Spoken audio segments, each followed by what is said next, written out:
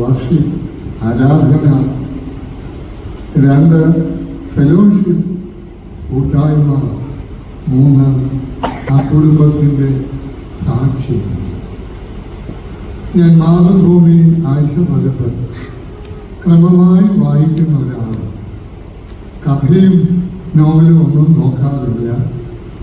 അതിൻ്റെ അവസാന ഭാഗത്ത് കുറേ നാളുകളായി റാം മോഹൻ ഭാര്യത്ത് എന്ന് പറയുന്ന ഒരു ഹൈന്ദവ ചിന്തകന്റെ സ്ഥിരം പന്തിയുണ്ട്. വ്യഭിനിവേശം എന്ന അതിന് അദ്ദേഹം പൊതുവായി ഇട്ടിരിക്കുന്ന തലക്കെട്ട്. പക്ഷെ ഓരോ ആഴ്ചയും ഓരോ വിഷയങ്ങൾ, കാലിക പ്രസക്തമായ വിഷയങ്ങൾ അദ്ദേഹം എഴുതും. ഒരാഴ്ചത്തെ അദ്ദേഹം എഴുതിയത് ഒരു വശത്ത് എനിക്കേറെ അഭിമാനം തോന്നി, മറുവശത്ത് എന്നെ ഏറെ നൊമ്പരിപ്പിച്ചു. കേരളത്തിലെ ക്രൈസ്തവ കുടുംബങ്ങളെ കുറിച്ചായിരുന്നു. ഞാൻ അദ്ദേഹത്തിൻ്റെ വാക്കുകൾ അതേപടി പറയട്ടെ. കെട്ടുറപ്പുള്ള അച്ചടക്കമുള്ള കുടുംബ സംവിധാനം മലയാളക്കരയിൽ അത് കാഴ്ചവെച്ചത് ക്രൈസ്തവരായിരുന്നു എന്ന്. 2 വാക്കുകൾ അദ്ദേഹം ഉപയോഗിക്കുന്നു: കെട്ടുറപ്പും, രണ്ടാമത്തത് അച്ചടക്കവും. ഈ മലയാളക്കരയിൽ കേരളീയർക്ക് പരിചയപ്പെടുത്തി കൊടുത്തത് നമ്മളാണെന്നല്ല, നമ്മുടെ പൂർവികരായിരുന്നു. എനിക്ക് വളരെ അഭിമാനം തോന്നുന്നു. നമ്മളത്രയും വിദ്യാഭ്യാസം അവർക്ക് ഉണ്ടായിരുന്നില്ല. നമ്മളത്രയും സാമ്പത്തിക പുരോഗതി അവർക്കുണ്ടായിരുന്നില്ല. നാം ഇന്ന് അനുഭവിക്കുന്ന ജീവിത സൗകര്യങ്ങൾ സ്വപ്നത്തിൽ പോലും വിഭാവനം ചെയ്യാൻ അവർക്ക് കഴിഞ്ഞിരുന്നില്ല. പക്ഷെ അവരെക്കുറിച്ചാണ് പറയുന്നത്: കെട്ടുറപ്പും അച്ചടക്കവും ഉള്ളൊരു കുടുംബ സംവിധാനം. അവരുടെ ഏറ്റവും വലിയ സാക്ഷ്യം അതായിരുന്നു. അവരുടെ വീടുകൾ ചെറുതായിരുന്നു. ഓടിട്ടതൊക്കെ തന്നെ വിരളമായിരുന്നു. പിന്നല്ലേ ടൈലും മാർബിളും ഒക്കെ, ഗ്രാനൈറ്റുമൊക്കെ. ഇതൊന്നുമില്ലാതിരുന്നൊരു സമൂഹത്തിന് ദൈവമുണ്ടാകെ അവർക്ക് അഭിമാനാർഹമായി ഒരു വലിയ സാക്ഷ്യം അവരുടെ ഭൗതിക നേട്ടം കൊണ്ടല്ല, ദൈവം അവരെ ഏൽപ്പിച്ച കുടുംബത്തിലൂടെ കെട്ടുറപ്പും അച്ചടക്കവുമുണ്ട്. പക്ഷെ അദ്ദേഹം അത് അവതരിപ്പിച്ചിട്ട് രണ്ടാമത് പറയുന്നതാണ് എന്നെ വേദനിപ്പിച്ചത്. ഇന്ന് എത്ര ക്രൈസ്തവ കുടുംബങ്ങൾക്ക് അത് അവകാശപ്പെടാൻ കഴിയുന്നുണ്ട്. അവർക്കില്ലാതിരുന്ന ഒരുപാട് കാര്യങ്ങൾ നാം ഇന്ന് അനുഭവിച്ചുകൊണ്ട് അവകാശപ്പെടുന്നു. പക്ഷേ അവർക്ക് അവകാശപ്പെട്ടത് നമുക്കിന്ന് നിലനിർത്താൻ ലോകത്തിന് മുമ്പിൽ പട്ടിണിയുടെയും പരിമിതികളുടെയും നടുവിൽ അവർ ഉയർത്തിയ ഒരു സാക്ഷ്യമുണ്ട്. വാർഷിപ്പ്, ഫെലോഷിപ്പ്, മൂന്നാമത്തേത് വിറ്റ്നസ്. മൂന്നാമത്തേത് ഉണ്ടാകണമെങ്കിൽ ആദ്യത്തേത് രണ്ടും സ്റ്റെപ്പ് ബൈ സ്റ്റെപ്പ് പ്രോസസ്. ആരാധന കൂട്ടായ്മയിലേക്കും ആരാധനയും കൂട്ടായ്മയും സാക്ഷ്യത്തിലേക്കും നയിക്കുന്നു. രണ്ടാമത് ഞാൻ കുടുംബത്തെ കുറിച്ച് കണ്ടത്, family is an icon of the Holy Trinity. വിശുദ്ധ തൃത്വത്തിന്റെ ഒരു പ്രതീകമാണ്. Image or symbol or replica, ഇത് മൂന്നും ഉപയോഗിക്കുന്നുണ്ട്. പരിശുദ്ധ തൃത്വം അതിൻ്റെ ഒരു പ്രതീകമോ അതിൻ്റെ ഒരു അടയാളമോ ആണ്. ഒരു ക്രൈസ്തവ കുടുംബം. അങ്ങനെയായിരുന്നു. പക്ഷേ ഞാനൊരു ലേഖനം കണ്ടത് പാശ്ചാത്യ കോണ്ടെക്സ്റ്റിൽ എഴുതിയത് 2-1 വിവാഹം ഡൈവോഴ്സിലെത്തുന്നു. കേരളത്തിൽ 2-1 ഇല്ല എങ്കിലും വളരെ വ്യാപകമായി കഴിഞ്ഞു. 20 വർഷങ്ങൾക്ക് മുമ്പ് ഞാൻ ഈ ശുശ്രൂഷ തുടങ്ങുമ്പോൾ മേൽപ്പെട്ട ശുശ്രൂഷ പുനർവിവാഹത്തിന് റെക്കമെൻഡ് ചെയ്യേണ്ടി വരുന്നത് വളരെ വളരെ അപൂർവമായിരുന്നു. ഇന്ന് ഓരോ ദിവസവും എത്ര എന്ന് ചിന്തിച്ചാൽ മതി. 4-ാം നൂറ്റാണ്ടിൽ ജീവിച്ച സഭാപിതാവും എൻ്റെ കാവൽ പിതാവുമായ Saint John Chrysostom 4th century 17 നൂറ്റാണ്ടുകൾക്ക് മുമ്പ് ജീവിച്ച ഒരു മഹാപരിശുദ്ധനാണ്, പ്രഭാഷകനാണ്, വേദ പണ്ഡിതനാണ്. അദ്ദേഹം പറയുന്നുണ്ട്, a good marriage is a castle, C-A-S-T-L-E. കൊട്ടാരം എന്ന് പറയാം, കോട്ട എന്ന് പറയാം, ദുർഗം എന്ന് പറയാം. കോട്ടയുടെ ബലവത്തായ സംരക്ഷണം അതിൽ. A good marriage is a castle. When the husband and wife truly love and respect each other, nobody can overcome it. ഭാര്യയും ഭർത്താവും ശരിയായി സ്നേഹിക്കുകയും ബഹുമാനിക്കുകയും ചെയ്താൽ, സ്നേഹം മാത്രം പോലെ സ്നേഹവും ബഹുമാനവും അതുണ്ടെങ്കിൽ ആർക്കും അതിനെ ഓവർകം ചെയ്യാൻ, മറികടക്കാനോ മറിച്ചിടാനോ പറ്റില്ല.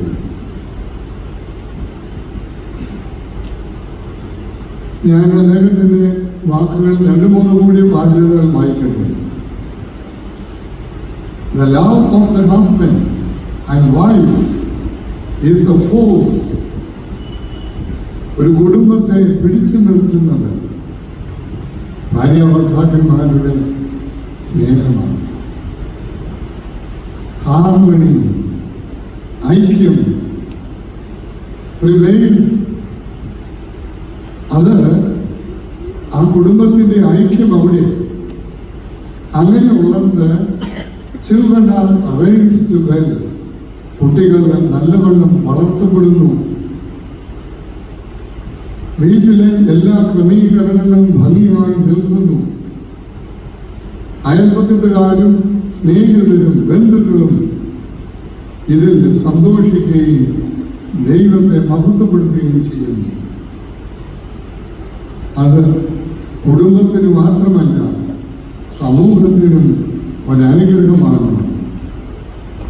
ഇത് തിരിച്ചാണെങ്കിൽ അതിൻ്റെ ഫലവും തിരിച്ചു തന്നെ ആയിരിക്കും എന്ന്. അതുകൊണ്ട് പ്രിയമുള്ളവരെ, എന്തിന് ഒരു കുടുംബം ദൈവം ഭൂമിയിൽ സൃഷ്ടിച്ചത് എന്ന് ചോദിച്ചാൽ, ദൈവം നമ്മെ ആക്കി വെച്ചിരിക്കുന്നിടത്ത് ദൈവീകതയുടെ സാക്ഷ്യം പകർന്നു കൊടുക്കാൻ വേണ്ടി ദൈവം ഒരുക്കിയ ദൈവീകതയുടെ ഒരു സംവിധാനമാണ് കുടുംബം. ആത്യന്തികമായ കുടുംബത്തിൻ്റെ ലക്ഷ്യമെന്ന് പറയുന്നത് സാക്ഷ്യമായിരിക്കണം. അത് മനുഷ്യനെ കാണിക്കാൻ വേണ്ടിയല്ല, സ്വാഭാവികമായി ഉയർന്നു വരുന്ന അതിനെ ഉപമിക്കുന്നത് നറുമണമുള്ള റോസാ പുഷ്പത്തോടെ. റോസാ പുഷ്പം പറയില്ല, ഞാനൊരു റോസാണ്, ഞാനൊരു റോസാണ്, റോസാണ്. അതിൻ്റെ സാന്നിധ്യം അത് നിലനിൽക്കുന്ന ചുറ്റുപാടിലേക്ക് പടർത്തുന്ന ഒരു സുഗന്ധമുണ്ട്. ദൈവീകതയുടെ ഒരു സുഗന്ധം, സാക്ഷ്യത്തിൻ്റെ ഒരു സുഗന്ധം. ഞാൻ അതിന് അടിസ്ഥാനമായി തിരഞ്ഞെടുത്തിരിക്കുന്ന വേദഭാഗം വിശുദ്ധ മത്തായിയുടെ സുവിശേഷം 15-ാം അധ്യായം 28-ാം വാക്യമാണ്. നമുക്കെല്ലാം വളരെ സുപരിചിതമായ ഒരു വേദഭാഗം. വിശുദ്ധ മത്തായിയുടെ സുവിശേഷം 15-ാം അധ്യായം 28-ാം വാക്യം. കിട്ടിയവർക്ക് വായിക്കാം. യേശു അവളോട്, സ്ത്രീയേ, നിന്റെ വിശ്വാസം വലിയത്, നിന്റെ ഇഷ്ടം പോലെ നിനക്ക് ഭവിക്കട്ടെ ഉത്തരം പറഞ്ഞു. ആ നാഴികയിൽ അവളുടെ മകൾക്ക് സൗഖ്യമാണ്. ഞാൻ അവന്റെ ഭാഗം മുഴുവൻ വായിക്കാൻ മുതിരുന്നില്ല. യേശു അവിടെ വിട്ട് സീദോനിൽ വന്നപ്പോൾ പുറജാതിക്കാരിയായ ഒരു സ്ത്രീ അവളുടെ മകളുടെ ഭൂതോപദ്രവം അതിന് പരിഹാരത്തിന് വേണ്ടി യേശുവിന്റെ പുറകെ വരുന്നു. ഇതേ സംഭവം വിശുദ്ധ മർക്കോസിന്റെ സുവിശേഷം 7-ാം അധ്യായത്തിൽ കൊടുത്തിട്ടുണ്ട്. അവിടെ സീറോഫെനീക്യക്കാരി ഒരു സ്ത്രീയാണ്. ഇവിടെ കനാന്യ സ്ത്രീ എന്ന് പറയുന്നു. വേദ പണ്ഡിതന്മാർ പറയുന്നു ഇത് രണ്ടും ഒന്ന് തന്നെയാണ് എന്ന്. ഒരു വ്യക്തിയുടെ വ്യക്തിത്വത്തെ രണ്ട് ആംഗിളിൽ കണ്ടുകൊണ്ട് രണ്ടുപേരെ പറയുന്നു. ഒരാൾ കനാന്യ സ്ത്രീ എന്ന് പറയുന്നു, മറ്റേയാൾ സീറോഫെനീക്യക്കാരി സ്ത്രീ എന്ന് പറയുന്നു. പക്ഷെ രണ്ടുപേരും പുറജാതി സ്ത്രീ. രണ്ടുപേരും ഒരുപോലെ പറയുന്നത് അവളൊരു പുറജാതി സ്ത്രീ ആയിരുന്നു. മർക്കോസിന്റെ സുവിശേഷം വായിക്കുമ്പോൾ ഇതൊരു ഭവനത്തിൽ നടക്കുന്നു എന്നാണ് എങ്കിൽ, വിശുദ്ധ മത്തായിയിൽ നാം അത് കാണുന്നത് ശിഷ്യന്മാർ കർത്താവിനോട് പറയുന്നു, തങ്ങളുടെ പുറകെ നിലവിളിച്ചുകൊണ്ട് വരുന്നവളെ പറഞ്ഞയക്കണം എന്ന് പറയുമ്പോൾ അതൊരു യാത്രയിൽ നടക്കുന്നതായിട്ടാണ്. വിശുദ്ധ മത്തായിയുടെ സുവിശേഷത്തിൽ ക്രിസ്തു ആദ്യം ഒരു വാക്കും പറയുകയും എന്നിട്ടും അവൾ പിന്മാറുന്നില്ല. രണ്ടാമത് കർത്താവ് പറയുന്നുണ്ട്, ഇസ്രായേലിനെ കാണാതെ പോയ ആളുകളുടെ അടുക്കലേക്കല്ലാതെ ഞാൻ എന്നെ അയച്ചിട്ടില്ല. കർത്താവെ എന്നെ സഹായിക്കും. മൂന്നാമത് പറയുന്നു, എന്നാ പറയുന്നത്? നിങ്ങൾ പറയുന്നതല്ല, വേദപുസ്തകം പറയുന്നത് മക്കളുടെ അപ്പമെടുത്ത് നായ്ക്കുട്ടികൾക്ക്. അപ്പോഴും അത് നമ്മൾക്ക് മറുപടിയുണ്ട്. അതേ കർത്താവെ, നായ്ക്കുട്ടികളും യജമാനന്റെ മേശയിൽ നിന്ന് വീഴുന്ന നുറുക്ക് കിട്ടിയാൽ മതി, ഞങ്ങൾ ജീവിച്ചോളാം. സ്ത്രീയെ, O woman, great is your faith. നിന്റെ വിശ്വാസം വലുത്. എന്നാൽ ഈ സംഭവം നമ്മൾ മർക്കോസിൽ വായിക്കുമ്പോൾ ഒരേ ഒരു പ്രതികരണം മാത്രമേ കർത്താവിൽ നിന്ന് ഉണ്ടാകുന്നുള്ളൂ. യേശുവിന്റെ കാലത്ത് അനേകർ അവനെ കാണുവാൻ, അവനെ കേൾക്കുവാൻ കർത്താവിന്റെ അടുത്ത് വരുമായിരുന്നു. കർത്താവ് ഈ പുറജാതിക്കാരെയും ഈ നാടിനെയും പ്രശംസിക്കുന്നുണ്ട്. കോരസീനെ നിനക്ക് ആ കഷ്ടം, ബെത്സയിദയെ നിനക്ക് ആ കഷ്ടം. നിന്നിൽ നടന്ന വീര്യപ്രവൃത്തികൾ സോരിലും സീദോനിലും നടന്നിരുന്നെങ്കിൽ അവരെന്നെ എട്ടിലും വെണ്ണീറിലും ഇരുന്ന് മാനസാന്തരപ്പെട്ട് രക്ഷപ്പെടുമായിരുന്നു എന്ന്. അപ്പോൾ കർത്താവിന്റെ പ്രത്യേക പരിഗണന ലഭിച്ച, ശ്രദ്ധ ആകർഷിച്ച ഒരു പ്രദേശത്തു നിന്നുള്ള ഒരു സ്ത്രീയാണ് കർത്താവിന്റെ അടുത്ത് വന്ന് ഈ അപേക്ഷ സമർപ്പിക്കുന്നത്. അവളെ കുറിച്ച് ഞാൻ കണ്ട ഒരു comment, she impressed the Lord with humility, faith and persistence. അവളുടെ താഴ്മയും വിശ്വാസവും സ്ഥിരോത്സാഹവും. ഒരു വാക്കും പറഞ്ഞില്ല, പോകുന്നില്ല. ഇസ്രായേലിനെ കാണാതെ പോയ ആളുകളെ അടുത്തേക്ക് അയച്ചിരിക്കുന്നത് എന്നെ സഹായിക്കണം. മക്കളുടെ അപ്പമെടുത്ത് നായ്ക്കുട്ടികൾക്ക് കൊടുക്കുന്നത് വിഹിതമല്ല. പറഞ്ഞില്ലെങ്കിലും പറയാതെ പറഞ്ഞത് നായ്ക്കുട്ടിയാണേലും സാരമില്ല, എനിക്ക് ഇത് കിട്ടിയേ. ബാക്കി പറ, എനിക്കിത് കിട്ടിയേ. ഏതാ? അപ്പനോർക്കല്ല, ഞാൻ എന്തിനു വേണ്ടി വന്നിരിക്കുന്നുവോ അതെനിക്ക് ലഭിച്ച് മതിയാകും. അവൾ കർത്താവിന്റെ മനം കവർന്നത് ഒരു ജാതിക്കാരി സ്ത്രീയാണ്. അന്നത്തെ സാമൂഹ്യ വ്യവസ്ഥിതിയിൽ ഒരു പുറജാതിക്കാരി സ്ത്രീക്ക് ഇങ്ങനെ വരാനുള്ള അനുവാദമില്ല. പക്ഷെ അതൊന്നും അവക്കൊരു വിഷയമല്ല.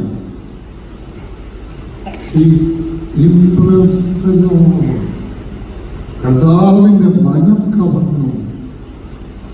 നല്ല വിദ്യാഭ്യാസമില്ല, ഒന്നുമില്ല. കർത്താവിന്റെ മനം കവർന്നു. താഴ്മയും വിശ്വാസവും മടുത്തു പോകാത്ത സ്ഥിരോത്സാഹമാണ്. 3-ാം നൂറ്റാണ്ടിൽ ആഫ്രിക്കയിൽ ജീവിച്ച ഒരു സഭാപിതാവ് സിപ്രിയൻ എന്ന് പറയുന്ന ഒരു പിതാവ്. അദ്ദേഹം ഈ കനാന്യ സ്ത്രീയുടെ കാര്യം പറഞ്ഞുകൊണ്ട് പഠിപ്പിക്കുന്ന ഒരു പാഠമാണ്. നാം ദൈവസന്നിധിയിൽ കൊണ്ടുവരുന്ന വിശ്വാസമാകുന്ന പാത്രത്തിന്റെ വലിപ്പമനുസരിച്ചാണ് ദൈവം കൃപ തരുന്നത് എന്ന്. വുമൺ, സ്ത്രീയെ, നിന്റെ വിശ്വാസം വലുത്. അവൾ പാവപ്പെട്ടവളായിരുന്നു, പുറജാതിക്കാരിയായിരുന്നു, സമൂഹത്തിൽ കടന്നു വരുവാൻ സ്വാതന്ത്ര്യമില്ലാത്തവളായിരുന്നു. But great was her faith. അവളുടെ വിശ്വാസം. ആരിലുള്ള വിശ്വാസം? ക്രിസ്തുവിലുള്ള വിശ്വാസം.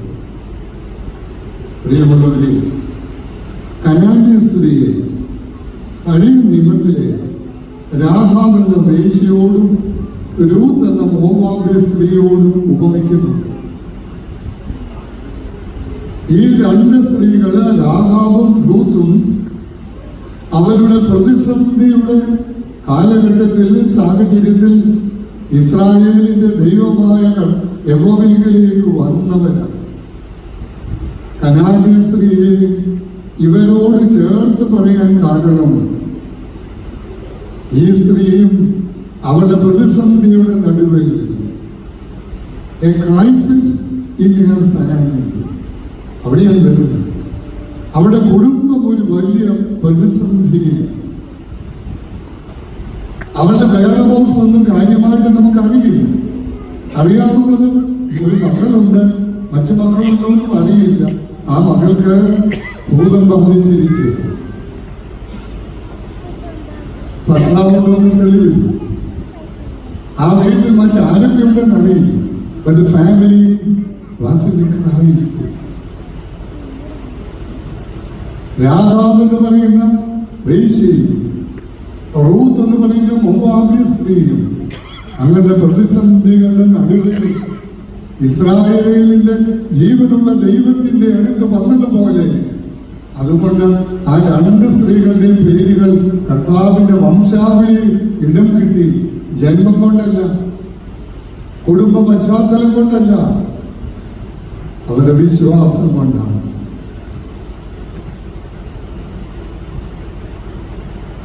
ഈ സ്ത്രീയും അതുപോലെ കർത്താവിന്റെ അടുത്ത് കടന്നു വരികയും, സ്ത്രീയെ, നിന്റെ വിശ്വാസം വലുത്. ആരുടെ വിശ്വാസമാണ് പ്രിയല്ലേ വലുത്? ആരുടെ വിശ്വാസമാണ് വലുത്? നിങ്ങൾക്ക് പറയാൻ ആഗ്രഹിക്കുന്നുണ്ടെങ്കിൽ ഞാൻ അവസരം തരിക, എനിക്കൂടെ പഠിക്കാമല്ലോ. Tell me, whose faith is great? പറയാമോ? ഒന്ന്, മറ്റൊരാളുടെ വേദന സ്വന്തം വേദനയായി തീരുന്നവന്റെ വിശ്വാസം വരും. അവൾക്കിത് മകളാണ്, പക്ഷേ വേറൊരു വ്യക്തിയാണ്. ആ ഭൂതോപദ്രവം ബാധിച്ച മകളുടെ വേദന സ്വന്തം വേദനയായി തീരുക. അവളുടെ വിശ്വാസമാണ് വലുത്. Your misfortune is your matter. ഇന്നത്തെ ലോക വ്യവസ്ഥിതി ഇതാണ്. നിന്റെ ദൗർഭാഗ്യം നിന്റെ വിഷയം. പക്ഷേ കനാന്യ സ്ത്രീയെ സംബന്ധിച്ചിടത്തോളം ഒറിഗൻ എന്ന് പറയുന്ന, അത് 3-ാം നൂറ്റാണ്ടിൽ ജീവിച്ച ഒരു വലിയ വേദപണ്ഡിതൻ, അദ്ദേഹം കനാന്യ സ്ത്രീയെ, മകളെ കുറിച്ച് പറയുന്നത് കനാന്യ സ്ത്രീ ഈസ് ദ ചർച്ച്. അവളുടെ മകൾ എന്ന് പറയുന്നത് ആ സഭയിലെ ഒരംഗം. അമ്മയും മകളുമാണ്. പക്ഷേ ഒറിഗന്റെ വ്യാഖ്യാനത്തിൽ കനാന്യ സ്ത്രീ എന്ന് പറയുന്നത് മദർ ചർച്ച്, അമ്മയാകുന്ന സഭ. മകളോ ആ സഭയിലെ ഒരംഗം. അപ്പൊ ഞാൻ അതിലേക്ക് വരിക. സഭയിലെ ഒരംഗത്തിന്റെ വേദന സ്വന്തം വേദനയായി തീരുന്നവരുടെ വിശ്വാസമാണ് വലുത്. ഒറിഗന്റെ വ്യാഖ്യാനം കടമെടുത്തുകൊണ്ട് ഞാൻ പറയട്ടെ, അമ്മ സഭയിലും മകൾ സഭയിലെ അംഗമാണെങ്കിൽ ഞാൻ അതിനപ്പുറത്തോട്ടൊന്ന് പോകാൻ ശ്രമിക്കുക. ആ മകൾ ഈ സമൂഹത്തിലെ ഒരംഗമാണ്. ധനവാന്റെയും ലാസറിന്റെയും ഉപമയിൽ ധനവാന്റെ മനോഭാവത്തെ കുറിച്ച് ഫ്രാൻസിസ് മാർപ്പാപ്പയുടെ ഇന്റർപ്രിട്ടേഷന് your misfortune is your matter. നിന്റെ ദൗർഭാഗ്യം നിന്റെ വിഷയമാണ്. പക്ഷെ ഒരു വിശ്വാസിയെ സംബന്ധിച്ചിടത്തോളം നിന്റെ ദൗർഭാഗ്യം എന്റെ വിഷയം കൂടിയാണ്.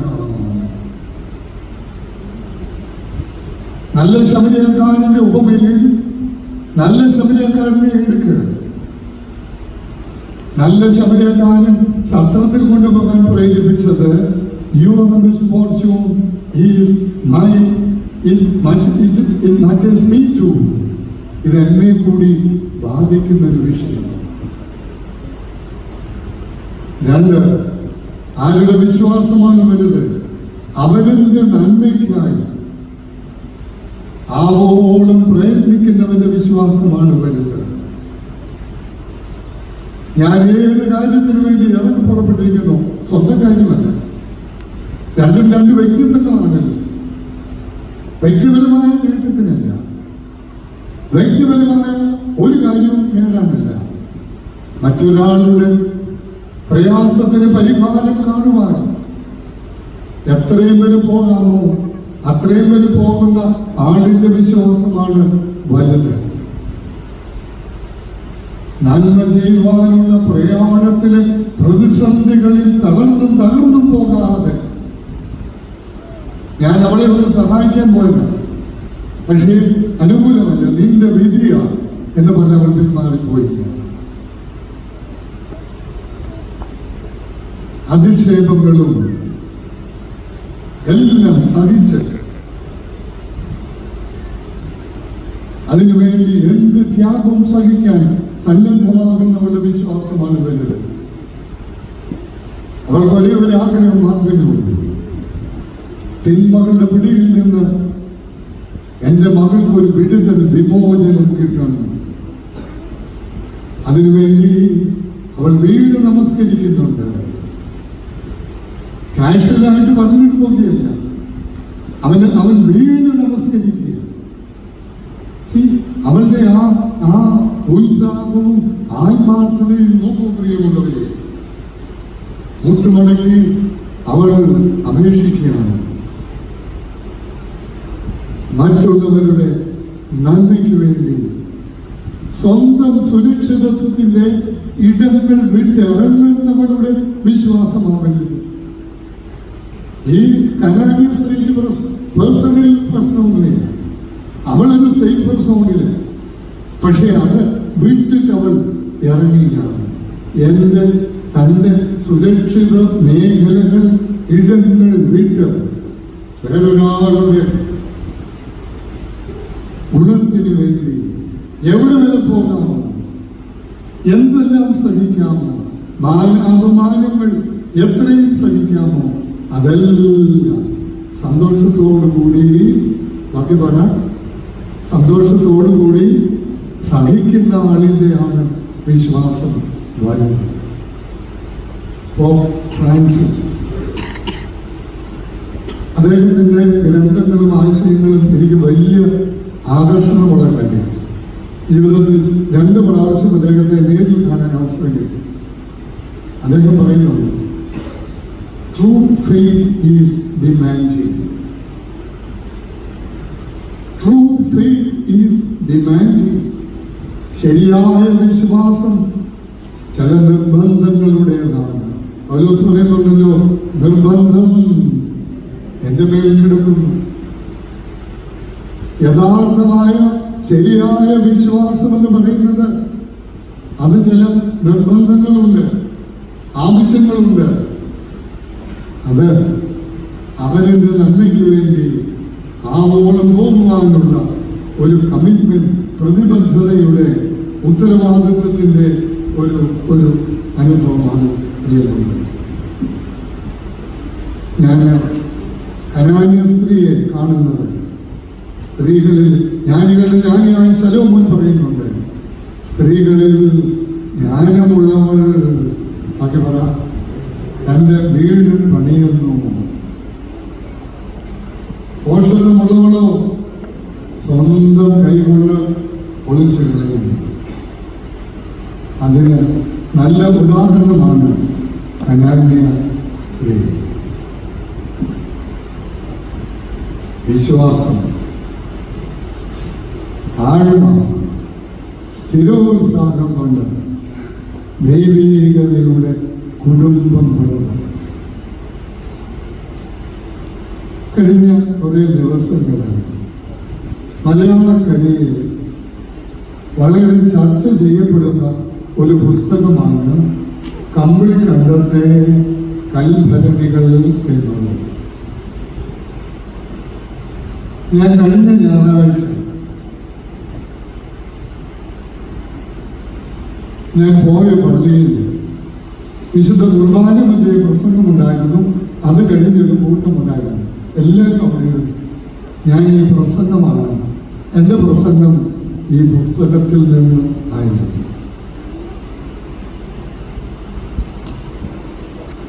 പട്ടിണിയും പരിവട്ടവുമായി കഴിഞ്ഞ ഒരു സ്ത്രീ എങ്ങനെ അവളുടെ കുടുംബം പടുത്തുന്നു. കനാന്യ സ്ത്രീയെ കുറിച്ച് ഞാൻ എന്തെല്ലാം പരാമർശിച്ചോ അതെല്ലാം അക്ഷരാർത്ഥത്തിൽ പാലിച്ച് ഒരു കുടുംബം പണിത ഒരമ്മ. കത്തോലിക്ക സഭാ വിഭാഗത്തിൽ പെട്ട കുടുംബമാണ്. പക്ഷെ ആ കുടുംബത്തെ സഹായിച്ചത് കാലം ചെയ്ത ഭാഗ്യസ്മരണാഥനായ അത്തനേഷ്യസ് തിരുമേനിയും നമ്മുടെ വർഗീസ് മാത്യു അച്ഛനുണ്ടല്ലോ, മിനി കൊച്ചൻ മക്കിയുടെ വർഗീസിലേക്ക് അച്ഛൻ, അവരുടെയൊക്കെ കാര്യം ഇതിൻ്റെ അകത്ത് പറയുന്നുണ്ട്. ഞാൻ ഈ പുസ്തകം ഞാൻ ശ്രദ്ധിച്ചില്ല. നമ്മുടെ എൻ്റെ കൂടെ ബൈബിൾ സൊസൈറ്റിയിൽ ഉണ്ടായിരുന്ന മാത്യൂസ് കരീം അച്ഛനാണ് ഈ പുസ്തകം എനിക്ക് പരിചയപ്പെടുത്തിയിട്ട് തിരുമേനി ഇത് വായിക്കണമെന്ന് പറഞ്ഞത്. ഞാൻ വായിച്ചു. 2 ദിവസം തിരക്കിനിടയിൽ ഞാനിത് വായിച്ച് പൂർത്തിയാക്കി. പറ്റുമെങ്കിൽ എല്ലാവരും ഇതൊന്ന് വായിക്കുന്നത് നല്ലത്. 18ാമത്തെ എഡീഷനാണ് എനിക്ക് കാണാൻ പറ്റത്. മാതൃഭൂമി പ്രസിദ്ധീകരണമാണ് ചെയ്തിരിക്കുന്നത്. ഞാൻ ഈ എഴുതിയ ആൾ ബാബു അബ്രഹാം എന്ന് പറയുന്ന ആളിനെ ഫോണിൽ കൂടെ ബന്ധപ്പെട്ടു. ഇപ്പോൾ അദ്ദേഹം നാട്ടിലുണ്ട്. ഇന്ന് രാത്രിയോ മറ്റോ അദ്ദേഹം ഫ്രാൻസിൽ പോവുകയാണ്. എന്നെ കാണാൻ തിരുവല്ലായിൽ വന്നിരുന്നു. മത്സരമുള്ളവരെ ഒരമ്മ എങ്ങനെയാണ് കുടുംബം പണിതത് എന്ന് ഞാനിത് വായിക്കുമ്പോൾ എൻ്റെ അമ്മയും അമ്മയും ഒക്കെ ഞാൻ ഇതിൽ കൂടെ കാണുകയാണ്. ഞാൻ കരഞ്ഞുകൊണ്ടാണ് ഇതിൻ്റെ അധിക ഭാഗവും വായിച്ച് പൂർത്തിയാക്കിയത്. ഞാൻ വായിക്കുകയല്ലായിരുന്നു, ഞാൻ പഠിക്കുകയാണ്. എൻ്റെ എഴുത്തും കുറിപ്പും വരിയും എല്ലാം ഇതിൻ്റെ അർത്ഥമുണ്ട്. കമ്പിളി കണ്ടത്തെ വക്കുപൊട്ടി ഉപേക്ഷിക്കപ്പെട്ട് കിടക്കുമായിരുന്ന കൽഭരണികളെ തുടച്ച് വൃത്തിയാക്കി വെള്ളമൊഴിച്ചു വെച്ച ഒരമ്മയുടെ ജീവിതമാണ് ഈ ഗ്രന്ഥം. ആ ചരിത്രമാണ് ഈ ഗ്രന്ഥം. ഒരമ്മയും അവരുടെ 4 മക്കളും. ഒരു കുടുംബം എങ്ങനെയായിരിക്കണം എന്നുള്ളതിന് ഒരു നല്ല ഉദാഹരണം.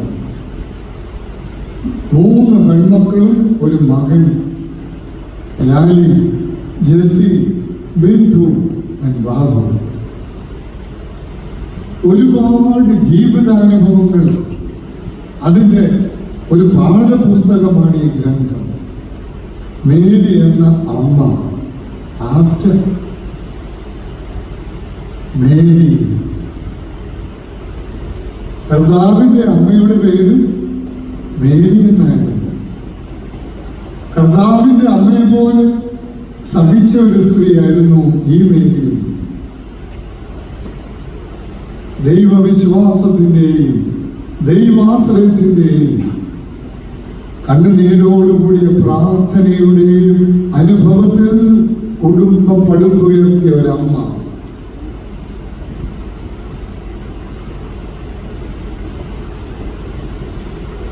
ദിവസവും മദ്യപിച്ചു വരുന്ന അപ്പൻ,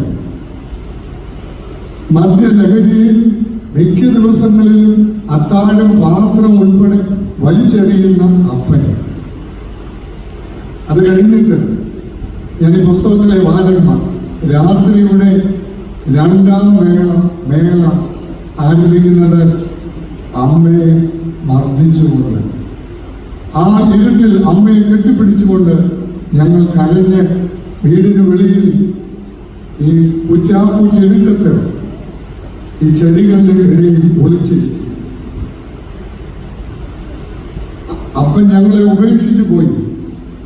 ബാങ്കുകാർ ജപ്തി ഭീഷണി വിളിക്കും. രാത്രിയിൽ അമ്മ 4 മക്കളെയും കൂട്ടി വീട് വിട്ടിറങ്ങുക.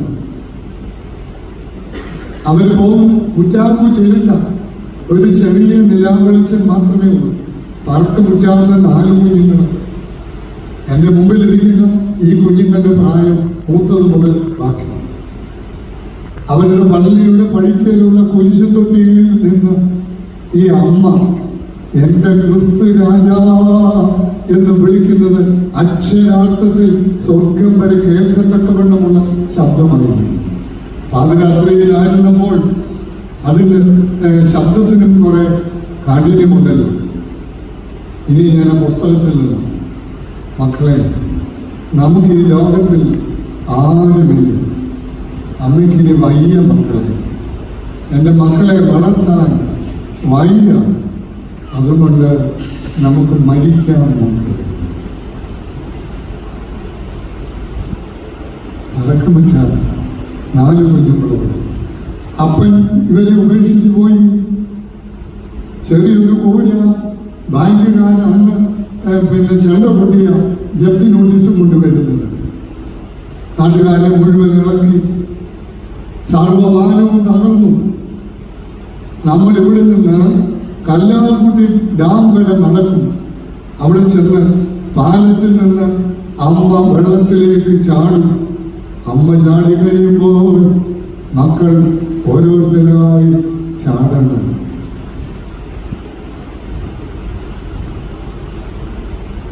അപ്പൊ ഒരു കുഞ്ഞ് പറയുന്നുണ്ട്, ജെസ്സി, വന്യമ്മച്ചി, എനിക്ക് വെള്ളത്തിൽ ചാടാൻ പേടിയാണ്.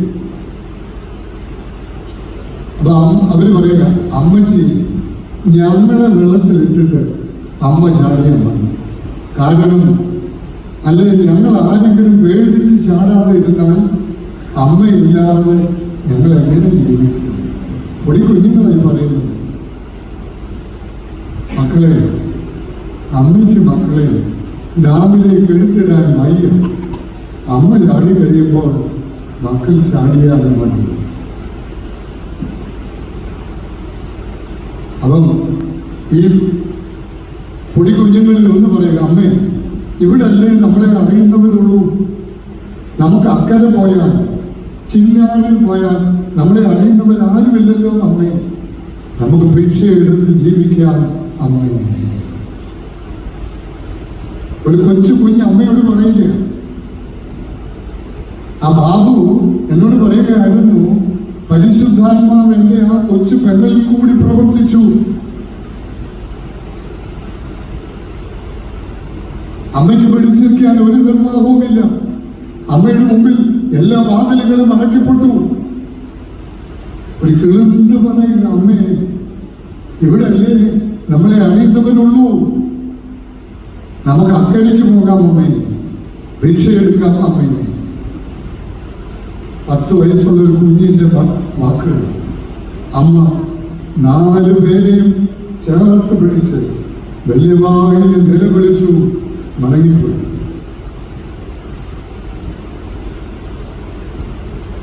സ്ത്രീയെ